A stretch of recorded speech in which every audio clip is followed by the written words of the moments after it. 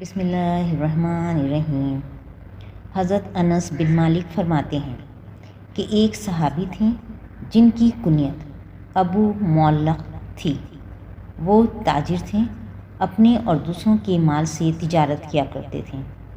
وہ بہت زیادہ عبادت گزار اور پرہیزگار تھے۔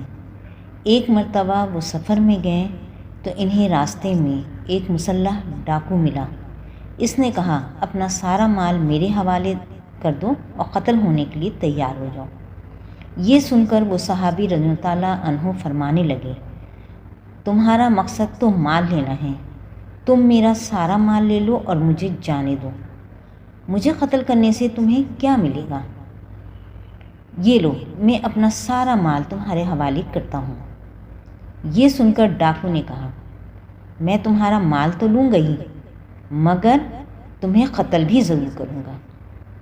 اتنا کہنے کے بعد جب وہ حملہ کرنے کے لیے ان کی جانب بڑھا تو ان صحابی رضی اللہ تعالیٰ عنہ نے کہا، جب تم میرے قتل کا ارادہ کر ہی چکے ہو تو مجھے تھوڑی سی مہلت دو تاکہ میں اللہ تعالیٰ کے حضور سجدہ کر لوں اور ان سے دعا کر لوں۔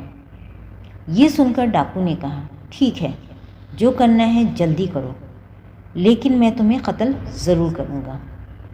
جتنی نمازیں پڑھنی ہیں پڑھ لو۔ اس صحابی رضی اللہ تعالیٰ عنہ نے وضو کیا، نماز پڑھی اور دعا مانگنے لگے۔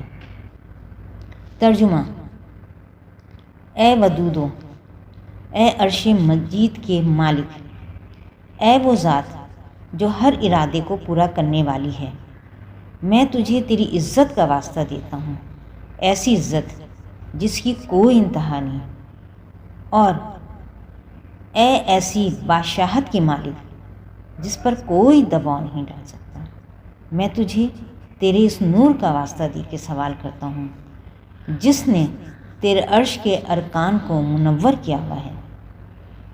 اے میرے پاک پروردگار، مجھے اس ڈاکو کے شر سے محفوظ رکھ، اے مدد کرنے والی میری مدد فرما۔ اس صحابی نے بہت ہی زیادہ آہ و زاری کے ساتھ ان کلمات کے ذریعے 3 مرتبہ خداوند تعالیٰ سے دعا کی۔ ابھی وہ دعا سے فارغ نہیں ہوئے پائے تھے کہ ایک جانب سے ایک شہسوار ہاتھ میں نیزہ لیے نمودار ہوا اور اس ڈاکو کی جانب بڑھا۔ ڈاکو نے جب اسے دیکھا تو اس پہ حملہ کرنا چاہا، لیکن سوار نے نیزے کے ایک وار سے ہی ڈاکو کا کام تمام کر دیا۔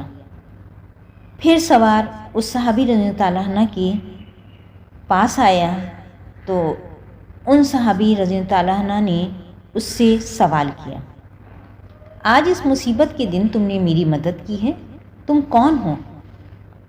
سوار نے کہا، میں اللہ تعالیٰ کے فرشتوں میں سے ایک فرشتہ ہوں اور چوتھے آسمان سے آپ کی مدد کے لیے آیا ہوں۔ جب آپ نے ان پاکیزہ کلمات کے ساتھ پہلی مرتبہ دعا کی تو آسمان کے دروازوں کی آواز ہمیں سنائی دی۔ جب آپ نے دوسری مرتبہ دعا کی تو ہم نے آسمان میں ایک چیخ و پکار سنی۔ پھر جب آپ نے تیسری مرتبہ یہی دعا کی تو ہمیں یہ آواز سنائی دی، یہ مصیبت زدہ کی آواز ہے۔ لہٰذا میں نے اللہ تعالیٰ کی بارگاہ میں عرض کیا، یا رب العالمین، مجھے اس مظلوم کی مدد کرنے اور اس ڈاکو کو قتل کرنے کی اجازت دیجیے۔